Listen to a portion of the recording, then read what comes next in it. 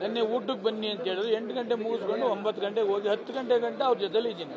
Sir, ಅದೇ ಕಾಂಗ್ರೆಸ್ ಪಕ್ಷದಿಂದ ಮೈಸೂರು ಕ್ಷೇತ್ರದಿಂದ ಎಸ್ ಎಸ್ ಸೋಮಶೇಖರ್ ಲೋಕಸಭೆಗೆ ಸ್ಪರ್ಧೆ ಮಾಡ್ತಾರೆ ಅನ್ನೋ ವಿಚಾರ ಇದೆ ಸರ್. ಅದು ಮೈಸೂರಿಂದ ಅಲ್ಲ, ಬೆಂಗಳೂರಿಂದ ಎಲ್ಲೂ ಲೋಕಸಭೆಗೆ ನಾನು ನಿಲ್ಲೋ ಪ್ರಮೇಯ ಇಲ್ಲ. ಅವಕಾಶ ಕೊಟ್ಟರೆ ಮೈಸೂರಲ್ಲೂ ಕೇಳ್ತಾವ್ರೆ. ಮೋಸ್ಟ್ಲಿ ಸೋಮಶೇಖರ್ ಬದಲು ಇನ್ನೊಬ್ರು ಯಾರು ಇರ್ಬೇಕೇನೋ ಅಲ್ಲಿ. ಅಲ್ಲಪ್ಪ, ನಾನು ಎಲ್ಲ ಕೆಲಸ ನಂದು ಬೆಂಗಳೂರಲ್ಲಿ, ಮೈಸೂರಲ್ಲಿ ಯಾಕೆ ಲೋಕಸಭೆ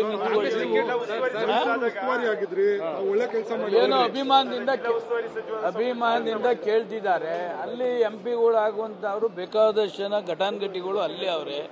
ನಾವು ಹೋಗೋ ನೆಸೆಸಿಟಿ ಏನಿಲ್ಲ. ಅವಕಾಶ ಕೊಟ್ಟರೆ ಟಿಕೆಟ್ ಕೊಟ್ಟರೆ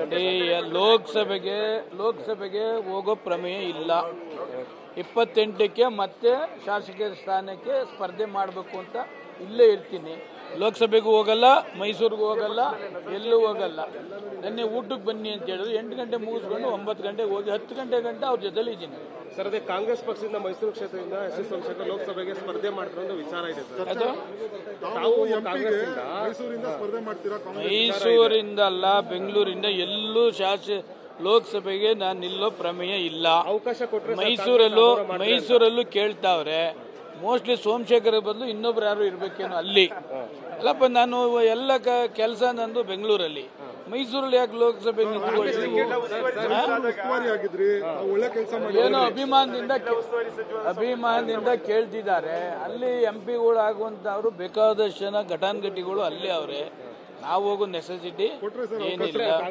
ಅವಕಾಶ ಕೊಟ್ಟರೆ ಟಿಕೆಟ್ ಕೊಟ್ಟರೆ ಲೋಕಸಭೆಗೆ ಹೋಗೋ ಪ್ರಮೇಯ ಇಲ್ಲ. 28ಕ್ಕೆ ಮತ್ತೆ ಶಾಸಕರ ಸ್ಥಾನಕ್ಕೆ ಸ್ಪರ್ಧೆ ಮಾಡಬೇಕು ಅಂತ ಇಲ್ಲೇ ಇರ್ತೀನಿ.